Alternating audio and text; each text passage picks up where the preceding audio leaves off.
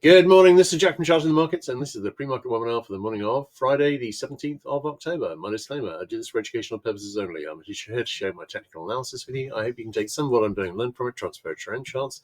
I'm not here to issue trading signals. This is a video for paying subscribers at chartingmarkets.substack.com, and it's published on YouTube after a delay of 24 hours. Right, we had a seasonally bullish day yesterday, which didn't deliver, and this is a little worrying because I was really hoping that we'd see some breaks over the daily middle bands and set up high retests, because I was hoping that if we were going to see a larger decline, it would be after those high retests. But as it is, we saw a further decline overnight. We've now recovered basically most of that over, or all of it, on SPX overnight as well. It's OPEX today, so we're likely to have a relatively stable day. And we'll see how it goes. But what I would say is that all those, I'm going to do a follow-up post today on the top and patterns I was posting the other day, and to be honest, they mostly look pretty damn good today as well. So I am concerned that we are going to play those out, but we'll see how that goes. Probably not going to play those out seriously today. And in the meantime, obviously, we have been seeing a solid low and a strong rally overnight. But we'll see. No current positive divergence. NQ, again, no current positive divergence. Came down to the monthly pivot overnight and has rallied strongly from there. RTY, this came down harder, but of course it went up harder as well. Came back, back tested the monthly pivot. That is holding so far, and it may continue to hold, of course. ES, we broke the monthly pivot quite a lot harder, but we're again back over it. On YM, we've been struggling to get back over the monthly pivot. We didn't quite make it back to the lows, but I gotta say, I am concerned looking at, and maybe we're looking at a low here, but this is on Bitcoin, and this was a lower low. This could be a double bottom setting up a retest of the high, but alternatively, this is this double top starting to play out. And that's likely to follow equities, whichever way it goes. DAX, we got down to the monthly pivot. Might be a bull flag, but probably a bit oversized for that. ESTX, the double bottom that broke up, is still struggling on, and is nowhere near coming back and retesting the low. And I'm still thinking this. We can still go from the highs from here. This is just taking a worryingly long time to develop. And the other thing to mention is that, of course, we've got a neutral day today. But looking at next week, we've got a neutral day on Monday, we've got a neutral day on Tuesday, and we've got a bearish leaning day, about 62% on Wednesday. After that, we've got bullish leaning days on Thursday and Friday. So we do have kind of a very short and not particularly strong seasonal window to the downside next 3 days. We'll see how that develops. All right, let's have a look at the bigger picture charts. Oh, sorry. I've been working on an oil post, so it's still up. I'm going to have the oil post out of the weekend. I've found all the charts for both of the posts and done all the charts for both of the posts. So expect the first one out for the weekend, and the second one either next weekend or sooner than that. Okay, looking at the daily chart, we have failed to break over the daily middle band again. This is a concern because the longer we take to break over it, the more likely it is that we're not going to. So we've got pretty decent support here at the 50 DMA, and that is holding so far. But that is the other support along with the daily lower band here. Looking at the hourly chart, no current divergence. Looking at the head and shoulders here, it looks pretty good. Not perfect, but not bad. We'll see how that goes. On the Qs, we had a break. We saw the low, then we had a break over the daily middle band, then we saw a rejection below, then we saw a break over the daily middle band, and yesterday we saw a marginal rejection below. It wasn't by an awful lot. You could argue that's a close on the band, so it's not definitive by any means, but certainly it wasn't. It wasn't a definitive hold either. On Dia, sorry, looking at the top and pattern there. Could this be a head and shoulders? Yes. And that is pretty much as I drew it the other day. Dia, we have failed to get over the daily middle band again. Watching this with interest. We do have all these daily sell signals fixed as well. I think at some point in the next 3 or 4 weeks or something, we're probably going to see a larger retracement, but obviously it could be here. Do we have a decent looking head and shoulders here on Dia? Yeah, we do. So we'll see how that develops. But I am well, we have failed to make serious headway to the upside. There is one other thing two other things to mention, really. One, the shutdown at the moment, the betting markets, which are generally a pretty good guide, are thinking that this shutdown might last until Thanksgiving. That might actually make it the longest government shutdown in history. But at the moment, it's been like 2 weeks and no one's negotiating about anything. So I'm thinking that might be right. That's likely to have a negative impact on the markets. And the other thing is, I was saying the other day that I thought this rare earth thing was a storm in a teacup because obviously the Americans don't really have much of a negotiating position. So this is one of these ones where they just need to make a decent deal and back off. I'm not sure Trump knows that. He was doing these ridiculous threats over cooking oil, etc. If that develops into a full battle with 100% extra tariffs put on China and China retaliating as well, I don't think China is going to back down, actually, or at least I wouldn't in that position. And I think obviously they don't really care if their economy suffers a bit because, well, they don't have to. Their citizens don't have votes. I don't think that would be a wise thing to do, and I think that would have a very negative impact on the market as well. All right, let's have a look at the IWM chart. Sorry, bear with me a moment.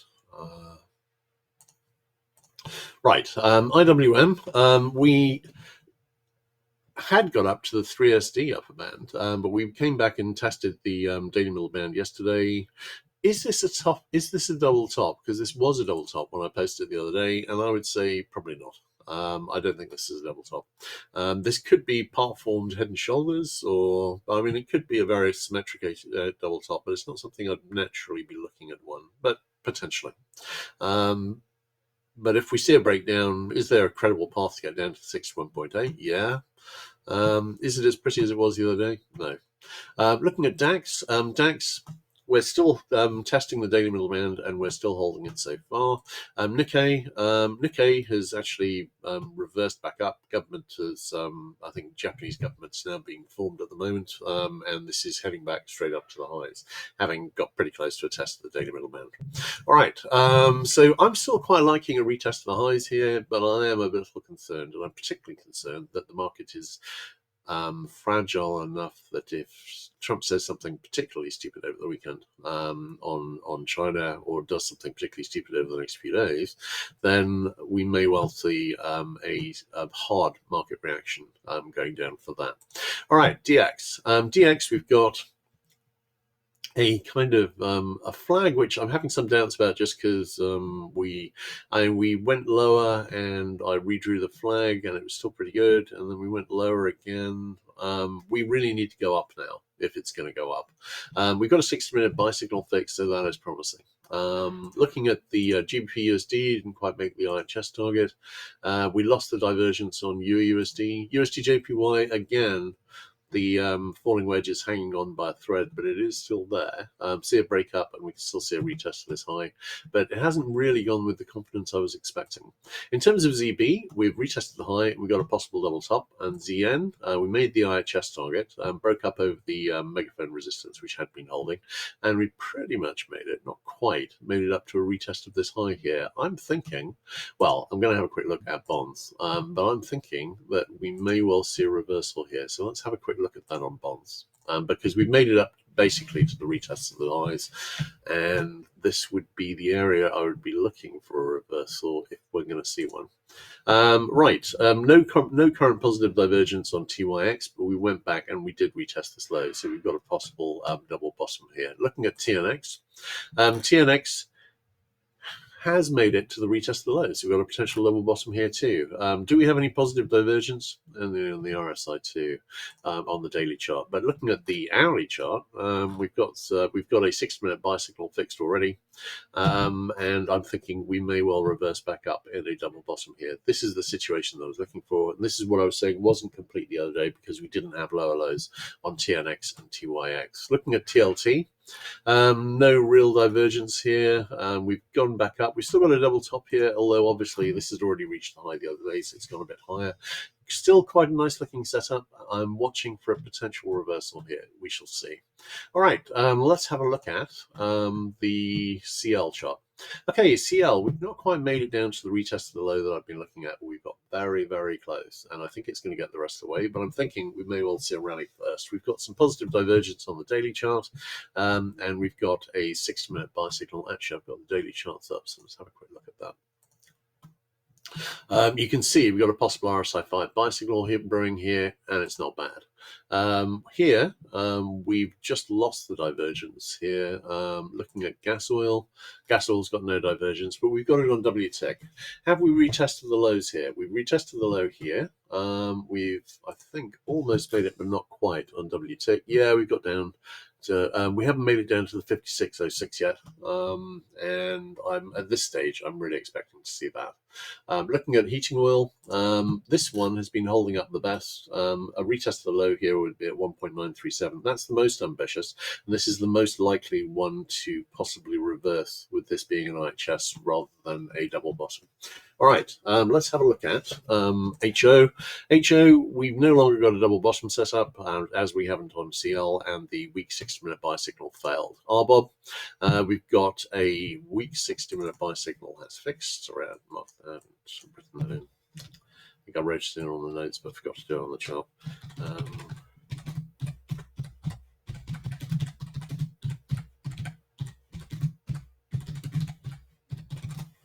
All right. So we've got a weak 60-minute buy signal fixed here, and here we have got a nice looking double bottom. So I'm wondering about a decent rally here, but likelihood is we'll go lower afterwards, at least on CL. On NG, this is still a potential double bottom, but the lower it goes, the less likely that becomes. We've got a 60-minute buy signal fixed, and that hasn't failed yet, although it's definitely thought about it. GC, this has been powering up. I have been saying the last few bigger pictures that people should avoid shorting this, and well, this is the reason. This kind of trend can just run and run and run, and because it's done, because effectively this is the multi-week version of a trend day. And all reversal setups, however promising, can just fail till it's blown out. SI, we've got weak 6-minute sell signal fixed, and we're reaching the possible near miss target now. Does this mean it's time to short? Probably not. Palladium, seeing a bit of a pullback here as well. This is potentially broken up with the target a lot higher, as has Platinum, of course, which is backtesting the weekly pivot. HG, I'm looking for a high here and then a reversal back down to these levels. 4.38 retest, which seems the obvious next move. That could, of course, be the second low of a double bottom, but I suspect it won't be. Looking at KC, KC, we're pulling back a bit, but I've still got a target basically up at a retest of this high here at in about the 423, 424 area. We've got a 6-minute sell signal fixed on sugar. We've got a weak 6-minute buy signal fixed, hasn't reached target yet. CC, this very much looks like a bear flag forming, and the 60-minute buy signal has reached the possible near miss target. CT, possible bottoming action, but I'm thinking this might need to go significantly lower. On lumber, we've got no negative divergence here at the moment, but this looks like an overall bear flag forming. ZW, we've got a little IHS which is broken up with a target in the 511.75 area. At the moment, it's not showing much sign of going there, and I'm wondering about a retest of the low. On corn, this is too large to be a double bottom, but it's encouraging that it's reached it. We do have a possible 60-minute sell signal brewing. I'd like to see it go higher and retest this high. I'm looking at soy. We've been seeing a bit of a rally here, but it kind of looks like a bear flag forming. And I think that's probably because it is. Still looking for lower. Ideally, come back and retest this. Test this area here, which is the target in the double top target in the 998 area. Looking at ZL, this looks like a bear flag forming. Live cattle, possible 60-minute sell signal brewing, but at the moment this has gone back, retested the high, and is continuing higher. Lean hogs, this still looks like a bullish bear flag. Bullish bull flag falling wedge forming, and thinking about breaking up. Nice looking little double bottom. This would be a good time for it to break up, so I'm leaning bullish on here. Okay, great. Let's have a quick look at questions. Right. Well, my pleasure as always, mate. Everyone take care, and I'll catch you guys tomorrow morning. Yeah, you too, mate. Have a great weekend.